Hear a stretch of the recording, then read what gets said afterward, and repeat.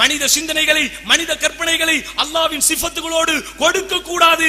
அதை கொடுப்பது மார்க்கத்திற்கு முரணானது என்பதுதான் அஹ்லுஸ் சுன்னாவின் நிலைப்பாடு. ஆனால் அவருடைய சொந்த சிந்தனையை அன்றைக்கு கொடுக்க ஆரம்பித்ததன் விளைவு அடுத்தடுத்து மறுக்க ஆரம்பித்து விட்டார் சகோதரர்களே. உண்மை அதுதான். ஆதலால் தான் அறிவை கொண்டே ஆதாரத்தை அணுக வேண்டும், வாதத்தை கொண்டே தர்க்கங்களை கொண்டே மார்க்கத்தை நிரூபிக்க வேண்டும். வரதட்சணையை பற்றி பேசுகிற போது நிச்சயமாக தர்க்கங்கள் எடுபடும். ஏனைய விஷயங்களை பற்றி பேசுகிற போது தர்க்கங்கள் எடுபடும். தீண்டாமை குறித்து பேசுகிற போது தர்க்கங்கள் எடுபடும். காபத்துல்லாவை பற்றி பேசுகிற போது தர்க்கம் எடுபடுமா? தவாப் செய்வதை பற்றி பேசுகிற போது தர்க்கம் எடுபடுமா? கிப்லாவை முன்னோக்குவதை பற்றி பேசுகிற போது தர்க்கம் எடுபடுமா? 5 நேர தொழுகை தான், அதிலும் சில சத்தமிட்டு ஓத வேண்டும், சில சத்தமிடாமல் ஓத வேண்டும் என்கிற வாதத்திற்கு தர்க்கம் எடுபடுமா? ஒது செய்வதற்கு தண்ணீர் இல்லாவிட்டால் தயமம் செய்ய வேண்டும், தர்க்கம் எடுபடுமா? ஒது செய்த ஒருவருக்கு காற்று முறிந்து விட்டால் அவர் மீண்டும் ஒது செய்ய வேண்டும், தர்க்க ரீதியாக நிரூபிக்க முடியுமா? உலக நாள் அழிவை தர்க்க ரீதியாக நிரூபிக்க முடியுமா? மலக்குமார்களை, ஜின்களை, இப்லீஸை, ஷைத்தானை, மறைவான படைப்புகளை தர்க்க ரீதியாக நிரூபிக்க முடியுமா? இங்கெல்லாம் என்ன அளவுகோல் வைக்கிறீர்களோ அதே அளவுகோலை ஏனைய விஷயங்களில் வைப்பதில் என்ன தவறு? நீங்கள் விரும்புகிற, நீங்கள் ஏற்றுக்கொள்ளுகிற அந்த விஷயங்களுக்கு மட்டும் அல் ஈமானு பில் கைப், மறைவான விஷயத்திலே நம்பிக்கை கொள்ளுதல் என்கிற அம்சத்தை கொண்டு வந்துவிட்டு உங்களுடைய கொள்கைகளுக்கு, உங்களுடைய சிந்தனைகளுக்கு, உங்களுடைய உரைகளுக்கு எவைகள் எல்லாம் முரண்படுகிறதோ அவைகளை எல்லாம் அல் குர்ஆனுக்கு முரண்படுகிறது என்று சொல்லி, அறிவுக்கு முரண்படுகிறது என்று சொல்லி மறுக்கிறோமே. நியாயமா அன்பு சகோதரர்களே? அறிவுக்கு முரண்படுவது என்றால் யாருடைய அறிவுக்கு முரண்படுதல் என்கிற வார்த்தைக்கு உங்களால் மழுப்பல் இல்லாமல், தேவையில்லாத இழுப்பல் இல்லாமல் விளக்கம் சொல்ல முடியுமா? நிச்சயமாக முடியாது. அப்படியே அன்பு சகோதரர்களே, நபிகள் நாயகம் ஸல்லல்லாஹு அலைஹி வஸல்லம் அவர்களுக்கு சூனியம் செய்யப்பட்ட ஹதீஸை மறுக்க ஆரம்பித்து, சூனியம் என்கிற வார்த்தை குர்ஆனிலே எங்கெல்லாம் வருகிறதோ அதற்கெல்லாம் மாற்று அர்த்தம் தர ஆரம்பித்து, செய்யத்தான் வேண்டுமா? சூனியம் இருக்கிறது என்று நிரூபித்தால் 1 கோடி ரூபாய் பரிசு என்று போகிற இடங்களில் எல்லாம் போஸ்டர்களை அடித்து எல்லோரையும் வம்பு கிழித்தீர்களே. இதே போன்று ஷைத்தான் இருப்பதை நிரூபித்தால் 10 கோடி ரூபாய் பரிசு என்று எவனாவது போஸ்டர் போட்டால் பதில் கொடுக்க முடியுமா? ஷைத்தானுடைய பாதிப்பு இருப்பதை நம்புகிறோமா இல்லையா? இப்லீஸுடைய பாதிப்பு இருக்கிறது என்பதை நம்புகிறோமா இல்லையா? கெட்ட ஜின்களின் பாதிப்பு இருக்கிறது என்பதை நம்புகிறோமா இல்லையா? அதே போன்று ஷைத்தான்களின் உதவியை கொண்டு, இப்லீஸ்களின் உதவிகளை கொண்டு, அல்லாஹ்வின் அனுமதியை கொண்டு சூனியத்தினால் பாதிப்பு இருக்கிறது என்பதை நம்புவதனால் யாருடைய ஈமானுக்கு பிரச்சனை? கண்ணேறு சம்பந்தப்பட்ட ஹதீஸ்களை ஏன் மறுக்க வேண்டும்? அதற்கு என்ன மாதிரி உதாரணம்? சினிமா நடிகைகளை எல்லாரும் பார்க்கிறார்களே, அவள் என்ன செத்தா போயிட்டான்னு கேட்கிறீங்களே. கண்ணேறு வைத்தால் செத்து போய் விடுவார்கள் என்ற ஹதீஸிலே இருக்கிறதா? ஊட்டி கொடைக்கானலை எல்லாரும் பார்க்கிறீர்களே, என்ன அது அழிந்தா போய்விட்டது என்று கேட்கிறீர்களே. கண் பார்வையினால் அழிந்து போய்விடும் என்று சொல்லப்பட்டிருக்கிறதா? பாதிப்பு வரும் என்று சொல்லப்பட்டிருக்கிறது. எத்தனை சினிமா நடிகைகளுக்கு பாதிப்புகள் வந்திருக்கிறது? எத்தனை பேர் திடீரென்று நடிக்கிறார்கள், திடீரென்று போகிறார்கள், திடீரென்று அவர்கள் தற்கொலை கூட செய்து கொள்கிறார்கள், திடீரென்று அவர்களுக்கு சந்தையில் எந்த விதமான மதிப்பும் இல்லாமல் போகிறது. என்ன இதெல்லாம் ஒரு வாதமா? இதை நிரூபிப்பதற்கு சஹாபாக்களுடைய கண்ணியங்களை எவ்வளவு மோசமான முறையிலே நீங்கள் சித்தரிக்கிறீர்கள். சஹாபாக்களுக்கு அறிவு இல்லது என்பதை நிலைநாட்டுவதற்கு, நிரூபிப்பதற்கு எவ்வளவு தரம் தாழ்ந்த முறையில் உங்களுடைய விமர்சனங்கள் அமைந்து கொண்டிருக்கிறது என்பதை நடுநிலை கண் கொண்டு சிந்தியுங்கள் சகோதரர்களே. ஏன் கண்ணேர்வை நம்பக்கூடாது? கண் பார்வையினால் பாதிப்பு இருக்கிறது என்பதை நம்புவதால் என்ன பிரச்சனை வந்து விட போகிறது? பொறாமைக்காரன் பொறாமை கொள்ளும் போது ஏற்படும் தீங்கில் இருந்து பாதுகாப்பு தேட வேண்டும் என்று குர்ஆனில் வருகிறதே. பொறாமைக்காரனின் பொறாமையின் தீங்கு எப்படி என்று உங்களால் நிரூபிக்க முடியுமா? இல்ல, பொறாமைக்காரன் அடித்து விடுவான் என்றால் அடிப்பதில் இருந்து பாதுகாப்பு என்று வர வேண்டும். கொலை செய்து விடுவான் என்றால் கொலை என்று தனியாக சொல்லப்பட்டிருக்கிறது. பொறாமைக்காரனின் பொறாமை என்று வந்திருக்கிறதே, அவனுடைய ஏக்கம், அவனுடைய எதிர்பார்ப்பு, அவன் விடுகிற பெருமூச்சு, அது கூட மறைமுகமான ஒரு தாக்கத்தை உங்களுக்கு ஏற்படுத்தும் என்கிற கருத்து தானே குர்ஆனில் இருக்கிறது.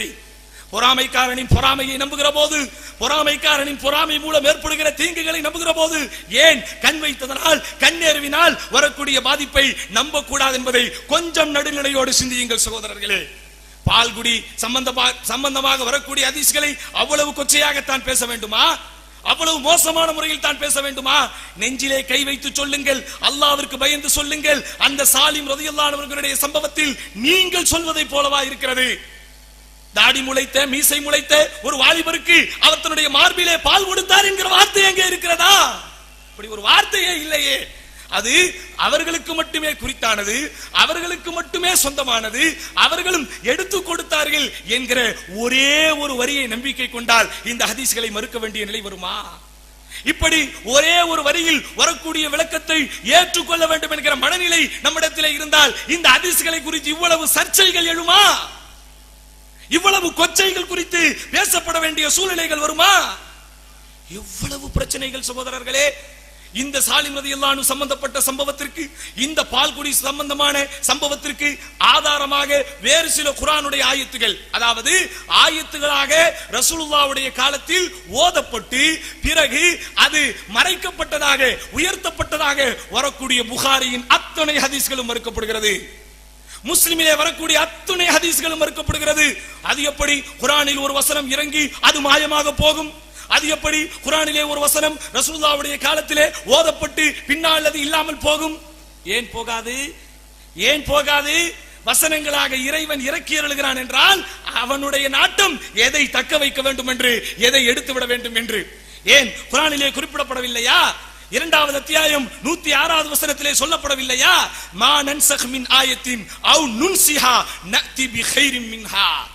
எந்த வசனத்தை நாம் மாற்றினாலும் அதை மறக்கடிக்க செய்தாலும், குர்ஆன் சொல்லுது, குர்ஆன் சொல்லுகிறது, எந்த வசனத்தை நாம் மாற்றினாலும் அதை நாம் மறக்கடிக்க செய்தாலும் அதை விட சிறந்த ஒன்றையோ அல்லது அதை போன்ற ஒன்றையோ நாம் கொண்டு வருவோம். அலம் தஅலம் அன்னல்லாஹ அலா குல்லி ஷைஇன் கதீர். நபியே, உங்களுக்கு தெரியாதா? நிச்சயமாக அல்லாஹ் எல்லாவற்றின் மீதும் ஆற்றல் உடையவனாக இருக்கிறான் என்கிற வசனத்தை கொஞ்சம் காய்த்தல் உவத்தல் இன்றி, கொஞ்சம் உங்களுடைய கொள்கை கோளாறுகள் குளறுபடிகள் இன்றி அஹ்லு சுன்னாவின் உலமாக்கள் சஹாபாக்களின் வழியில் நின்றவர்கள் கொடுத்த விளக்கத்தோடு பார்க்கிற போது ஏன் சகோதரா இது முரண்பட போகிறது? இவ்வளவு வாதங்கள் சொல்லப்பட்டும் இதற்கு நீங்கள் பிரதிவாதங்கள் வைத்து அப்படி இந்த ஹதீஸ்கள் மறுக்கப்படுவதனால் உங்களுக்கு கிடைக்கின்ற லாபம் தான் என்ன?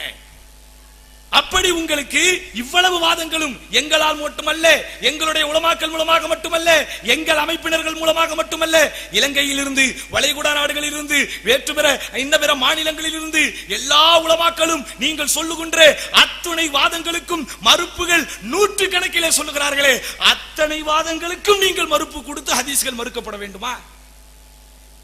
இப்படி இஸ்லாத்திலே எந்த உலமா வாழ்ந்தார்? 14 நூற்றாண்டுகளாக நாம் தான் மேடைதோறும் நாங்களும் சொல்லுகிறோம், நீங்களும் சொல்லுகிறோம், லா தஸாலு தாயிஃபத்தும் மின் உம்மத்தி ظاهرين على الحق.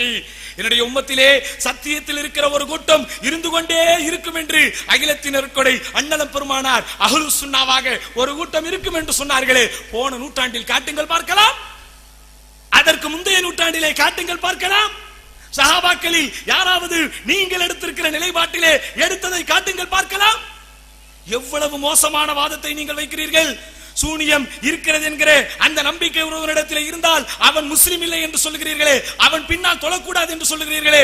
கொள்கை சகோதரர்களே, அண்ணனின் அன்பு தம்பிகளே, உங்கள் தந்தைமார்கள் எத்தனையோ பேர் இதை நம்பி இருக்கிறார்கள். தைரியம் இருந்தால் சொல்லுங்கள் பார்க்கலாம், எங்கள் தந்தையின் சொத்திற்கு நாங்கள் வாரிசாக மாட்டோம் என்று. முஸ்லிம் இல்லாதவனை எப்படி நீங்கள் வாரிசாக்க முடியும்? அவனுக்கு ஜனாசா தொலை வைக்க முடியுமா? ஜனாசாவின் சட்டங்கள் அவனுக்கு பொருந்தாது என்று உங்களால் சொல்ல முடியுமா? பின்னாடி நின்று தொழக்கூடாது, அதுவும் யாரு? காபத்துல்லாவில் இருக்கிற புனித இல்லங்களில் இருக்கிற இமாம்களாக இருந்தாலும் அவர்களுக்கு பின்னால் நின்று தொழக்கூடாது என்று உங்களால் எப்படி சொல்ல முடிகிறது? அதுவும் அவர்களுக்கு தமிழ் தெரியாது, நாங்கள் எதை தமிழில் சொல்கிறோமோ அது அரபியில் காட்டப்பட்டு பிறகு அவர்கள் நம்பாவிட்டால் அவர்கள் பின்னால் நின்றும் தொழக்கூடாது. மறுபரிசீலனை செய்யுங்கள், மீள் பார்வை செய்யுங்கள். எத்தனையோ கருத்துக்களை நீங்கள் மாற்றி இருக்கிறீர்கள். நீங்கள் என்றால் நீங்கள் அல்ல, உங்களின் அண்ணன் மாற்றுகிற போதெல்லாம் அன்பு தம்பிகள் மாறாமல் மாறினீர்கள். அரண்மனைக்காரன் தெருவில் ஒரு சங்கு ஊதினால் போதும் கன்னியாகுமரி வரைக்கும் உங்களிடத்திலே சத்தம் கேட்கும் என்பது எங்களுக்கு தெரியும். அதையெல்லாம் உங்கள் அண்ணன் மாற்றும் போது நீங்களும் மாறினீர்களே, ஏன் இதிலே அவர் மாற்ற மாட்டார்? நாளைக்கு அவர் மாறினால் நீங்கள் போட்ட நோட்டீஸ்களின் கதி என்ன? நீங்கள் பேசிய ஆடியோ வீடியோக்களின் நிலைகள் என்ன? சிந்தித்து பாருங்கள் சகோதரர்களே, சிந்தித்து பாருங்கள். இப்படியெல்லாம்